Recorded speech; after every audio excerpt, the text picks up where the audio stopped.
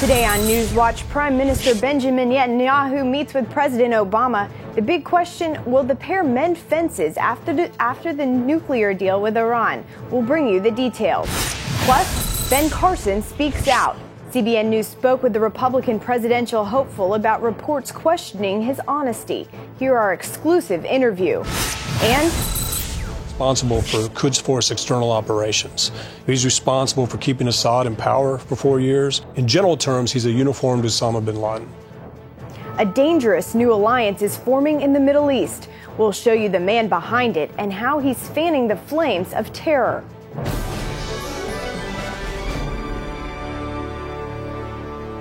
Thanks for joining us for CBN Newswatch. I'm Caitlin Burke. Today, Israeli Prime Minister Benjamin Netanyahu meets with President Obama at the White House. It's their first face-to-face since the U.S. signed the Iranian nuclear deal. CBN's Chris Mitchell looks at how this could set a tone for U.S.-Israeli relations for the rest of Obama's time in office. It's no secret the relationship between President Obama and Prime Minister Netanyahu has been one of the most strained in the history of U.S.-Israel relations. Former Israeli Ambassador Michael Oren says the Iranian nuclear deal adds a new layer of frost to an already cold relationship. The issue will be how can the United States help Israel grapple with the greatly enhanced dangers that have been created by the deal. Oren points to Israel's northern border to cite a major example of that enhanced danger. Hezbollah terrorists in Lebanon receive $1 billion from Iran each year. With the $1 billion a year, Hezbollah has purchased 150,000 rockets, all pointed at us. This year, Iran's going to get $150 billion in sanctions relief. That number over the next coming years is going to go up to about $700 billion. So how many rockets will Hezbollah be able to buy with $2 billion, $3 billion, $10 billion? Oren says Israel should go on the offensive against Iran. We need not only to defend ourselves against Iran, we need to deter Iran. In part because of the Iranian nuclear deal, Israeli opinions of President Obama are at historic lows. More than 60% consider him the worst U.S. president for Israel in the past 30 years. And nearly 80% believe the Iranian nuclear deal puts Israel in danger. We found those views reflected on the streets of Jerusalem. He's abating, with the other countries, Iran and Iraq, and treating them like allies rather than Israel. I think that people feel very insecure because of Obama. I don't think it seems like he's very ignorant as to the position he takes on with respect to Iran. I think he's the most anti-Israel president since Jimmy Carter. I'm very happy that his term is ending, and I'm hoping that the next president will be pro-Israel. Oren came to Washington as ambassador, then watched an international friendship turn sour, and wrote about his experiences in the book Ally. He still believes, regardless of the strain, that U.S.-Israel relations are crucial to the stability of the region and the world. We are the barometer. We're the litmus. And if America's other allies in the world look at America's relations with Israel and see a strain there, they will have a moment of sort of questioning America's commitments to its allies worldwide. Chris Mitchell, CBN News, Jerusalem. Republicans say the president's weak ISIS policy played a role in what now looks to be a terrorist attack on that Russian plane in the Sinai. Dale Hurd has the story. Investigators are 90% sure the noise heard in the final seconds of a cockpit recording aboard the Russian plane that crashed in Egypt was an explosion caused by a bomb, according to a report from Reuters. 224 passengers and crew died. The Islamic State in the Sinai says it did it. Both parties in Congress say President Obama has to strengthen American attacks against ISIS, and Republicans are blaming the president's strategy for allowing the terrorist group to spread death and destruction across the Middle East, and for allowing Russia and Iran to take the lead in the fight. The sad fact is, because we've had a failed policy and failed leadership, now we're having to rely on the Russians and the Iranians to go into Syria to fight and destroy ISIS. And that's kind of where we are today. And I think, again, It's this weakness invites aggression. Congressman Peter King says the U.S. needs boots on the ground to fight ISIS. This has to be an all-out effort. I don't think the president has done enough as far as having the forces on the ground that are necessary to make the air attacks more effective. And Democrat Dianne Feinstein, vice chair of the Senate Select Committee on Intelligence, warns the U.S. cannot avoid a war with ISIS, telling NBC, "We will fight them now or we will fight them later." Feinstein says she's very worried about repeated attempts to bomb American passenger planes and says the U.S. must do more than just the roughly 50 Special Forces members now operating in Syria. And if the president takes the advice from Democrats and Republicans, the United States could be sending more military to take on ISIS fighters. Dale Hurd, CBN News. Ben Carson is fighting back against media reports questioning his honesty. He appeared on all 3 Sunday morning shows to defend stories in his autobiography. Friday, the website Politico published a report that said the Carson campaign admitted he made up a story about a West Point scholarship.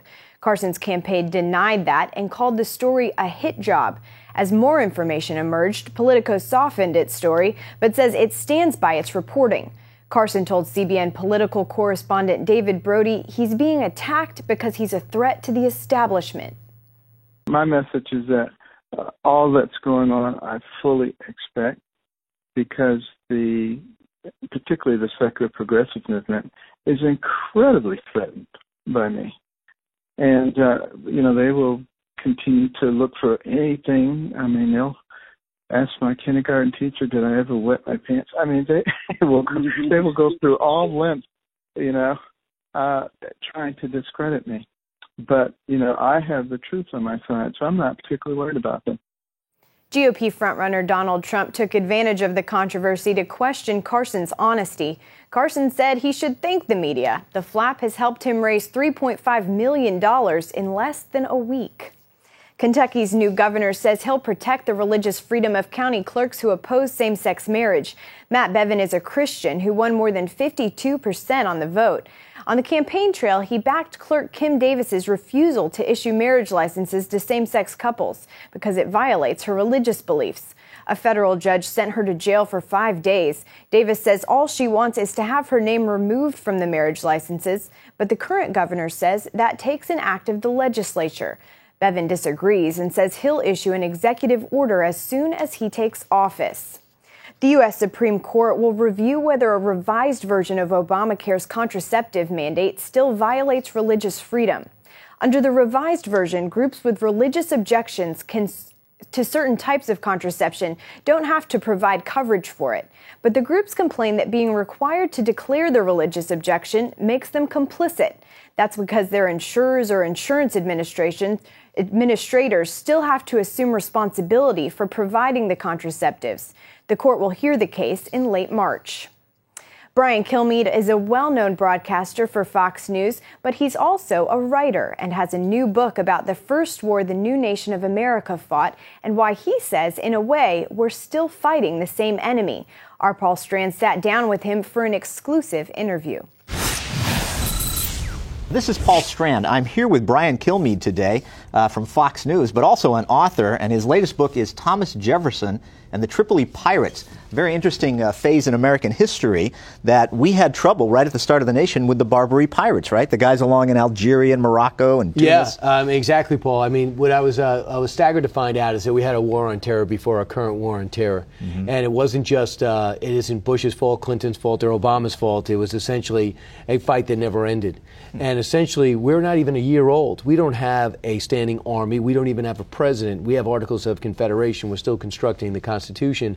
And Washington was 6 years from taking office. So we have an issue that needs to be attended to. And our merchant ships, in a desperate attempt to get our economy on its feet and pay off our war debt like good Americans want us to do, by working our way through it, we found that our crews were being captured, our civilian vessels were being taken, the cargo was being plundered, and our guys were not only in prison, they were enslaved. John Adams is located as the, now we call him ambassador, then consular over in London. And he says, I got the ambassador to Tripoli down the block. Why don't I just find out if he wants to talk to us? And sure enough, he does, because he wants to cut a deal. And then he summons his buddy Thomas Jefferson from France, and together they go and talk. And they say, listen, let's cut a deal. We don't have a problem with you. I don't know what your problem with us. At which time, as I quote in the book, they basically say, you are an infidel if you're not a follower of Islam. So therefore, we have the right under our religion to do this, unless, of course, you want to convert or write a few checks. Really. And the money was so exorbitant. Jefferson did his homework. He knew we couldn't pay as much as Sweden. He knew we couldn't pay as much as France and Spain. In fact, we couldn't pay anything. But in the end, he recommended, after hearing this, the threat and the fact that we had to get our commerce going, Adams walked out of there both angered and startled, saying, listen, I saw these guys. We cannot fight them unless we want to fight them forever, which is true. Jefferson walked out and go, you might be right. But whatever we pay, they're going to ask for more, and our safety is only going to be temporary. So we wrote the checks. Right. But the thing is then when Jefferson became president, he realized, though he was no war hawk or anything like that you have to face these guys down. You have to fight them and gain their respect. And he actually won, didn't he? Even though Adams pared down and sold off a lot of our ships, he had enough to Jefferson to take on the fight. But what he did is not declare war on Tripoli. What he did is say, I'm going to make the payments. He knows what that's going to end up. They said, okay, you're not making the payments, we're fighting. And they were the first foreign power to declare war on America. Right. But we went over there. We fought them. I think we gained their respect because the piracy ended. Do you see lessons there for America today in our war on terror and our war with Islamic extremism? Well, I mean, I just remember a couple of things that just happened recently. After shock and awe and the invasion of Iraq, guess who our number one enemy was in the region, Iran? And they came knocking at our door and said, let's cut a deal. We saw what you did in Afghanistan. We saw the invasion in Iraq. We look strong. We look powerful. We look like people on a mission. We got people's respect. When the occupation didn't work and the plan wasn't good, and then Iran saw weakness and they jumped in. Now, the Iranians aren't part of this, but it's the Islamic extremist attitude is what we got to handle, not Muslims. Muslims were more oppressed by these ruthless leaders than anybody else. They suffered the wrath and the horrible deaths and torture like you can only imagine. And sadly, we're getting to see it up close. But I think that some of the parallels are, not only do you have to show strength, you have to show a willingness to use that strength to get respect in terms of intellectually debating a topic with the Al-Qaedas and ISIS's of the world and the Islamic pirates of the day. It's not going to happen. Sadly, we can't project our values and ethics on this group of enemies of America.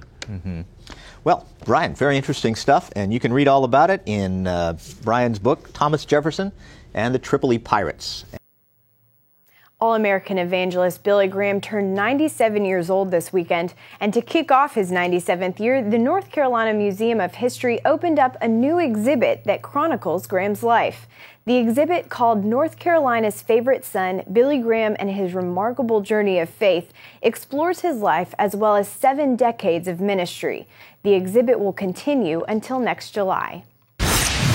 Coming up, he's the madman who's been called the most powerful operative in the Middle East today, and he's starting to make friends in some very high places. We'll show you who he is and how he's fanning the flames of terrorism. A dangerous new alliance is forming in the Middle East. Russia has joined forces with Iran, Hezbollah, and Bashar Assad in Syria. But controlling Syria may only be the beginning of their plans. Eric Stakelbeck takes a closer look at this alliance and the man at the center of it. It's a nightmare scenario. A military powerhouse with a massive nuclear arsenal, openly aligning itself with Islamic terrorists who are hostile to America and Israel. That's exactly the situation today in Syria, as the Russian military coordinates with the world's #1 state sponsor of terror, Iran, and its proxy Hezbollah. The Russian-Iranian alliance is helping to prop up the regime of Syrian dictator Bashar al-Assad. He'd been on the ropes, threatened on all sides by ISIS, Al-Qaeda, and Syrian rebel groups. And then the Russian bear stepped in. Russia began airstrikes in Syria on behalf of the Assad regime in late September, after a steady military buildup. The buildup began shortly after an Iranian general named Qasem Soleimani paid a visit to Moscow in July. It was no coincidence. Although he largely avoids the limelight, Soleimani has been called the most powerful operative in the Middle East today. In general terms, he's a uniformed Osama bin Laden. He's anti-U.S. He is able to travel to Middle East and North Africa and basically funding and directing Iranian proxy groups like Hezbollah, Hamas, and the Houthis, and those are just the ones that start with an H. Michael Pregent is executive director of Veterans Against the Iran Deal. He served as an intelligence advisor to General David Petraeus in Iraq, where he saw Soleimani's handiwork up close. Talk about, in specific, the kind of attacks that Soleimani and the Iranians helped carry out against U.S. troops in Iraq. Okay, well, there were the explosively formed penetrators. That was a munition that the Iranians helped Shia militias build. They brought them to Iran, trained them on how to use it, and actually set them up in Iraq and directed their attacks against U.S. forces. U.S. officials believe those Iranian-supplied weapons led to the deaths of at least 500 American soldiers in Iraq. As leader of the elite Quds Force wing of Iran's Revolutionary Guards Corps, Soleimani played a central role. Soleimani is responsible for Quds Force external operations. He has the Iraq portfolio. He has the Syria portfolio. He's responsible for keeping Assad in power for 4 years. He has a hand in Assad in the death of 200,000 Syrians. Israel, however, is Soleimani's ultimate target. The Quds Force, Quds means Jerusalem. The Quds Force is an external force hell-bent on taking Jerusalem back. That's their long-term strategic goal. In pursuit of that goal, Iran is attempting to establish a foothold in Syria's Golan Heights, along Israel's border. In January 2015, an Israeli helicopter strike killed a group of top Hezbollah operatives near the Golan border, along with an Iranian brigadier general. That setback didn't deter Iran's long-term plans. Last month, Soleimani personally visited the Golan to rally Syrian and Hezbollah troops there.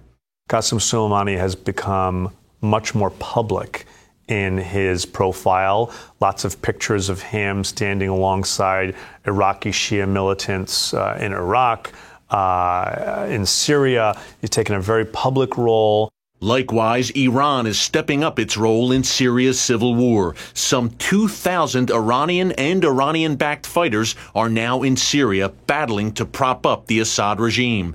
They're joined by thousands of Hezbollah fighters and supported by a daily barrage of Russian airstrikes against anti-Assad targets. In addition, Russia, Iran, the Assad regime, and Iraq are now all reportedly sharing intelligence.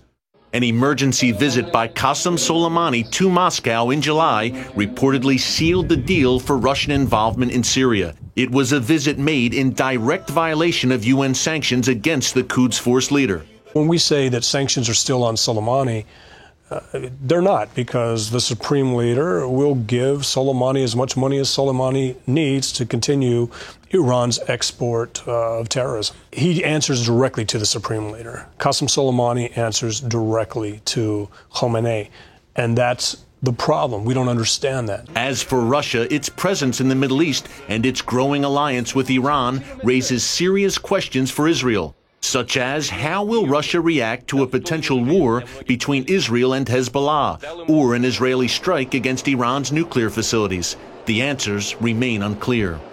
Eric Stakelbeck, CBN News, Washington. Up next, archaeologists in Israel make a major discovery. We'll show you what they found and why it's being called one of the most important findings in years.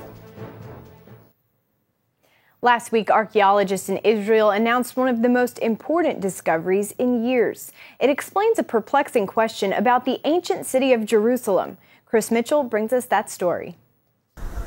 Just below the Temple Mount and across from the old city walls, Israeli archaeologists have been digging for nearly a decade.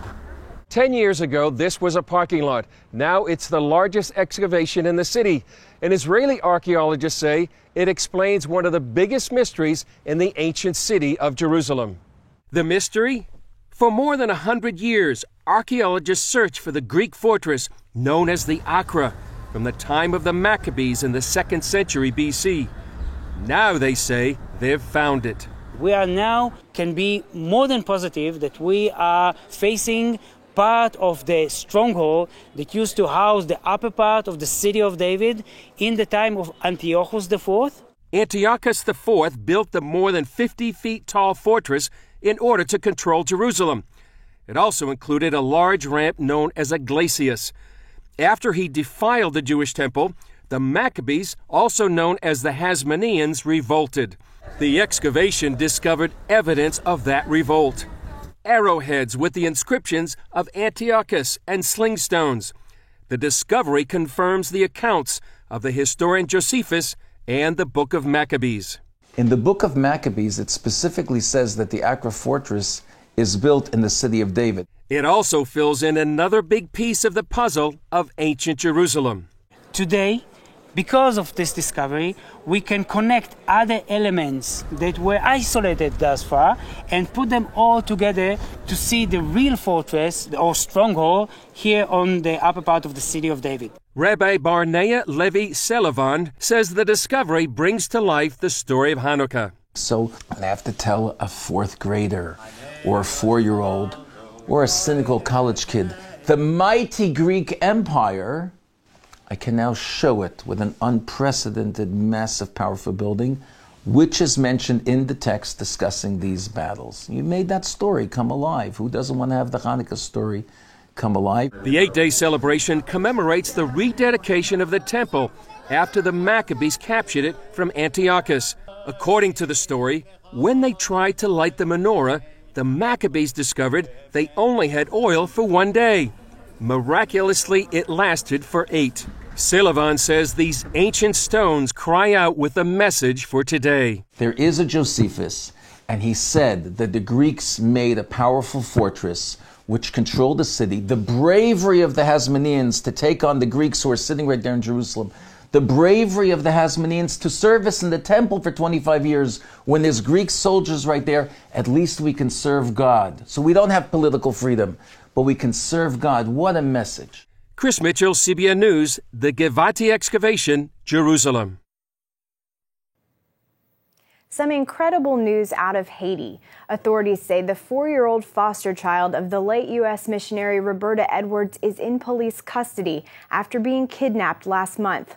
Jonathan was taken by the armed gunman who first shot and killed Edwards on October 15th. He's been missing ever since.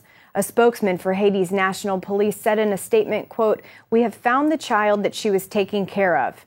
There are no immediate details available about the suspects in the case. However, the church that Edwards was affiliated with, the Estes Church of Christ, posted on Facebook that 2 men are currently in police custody. Please continue to pray for the children that Edwards left behind, as well as the authorities working on the case. That's it for now on CBN Newswatch. You can find more of our exclusive coverage of the issues you care about most at cbnnews.com. Please join us tomorrow.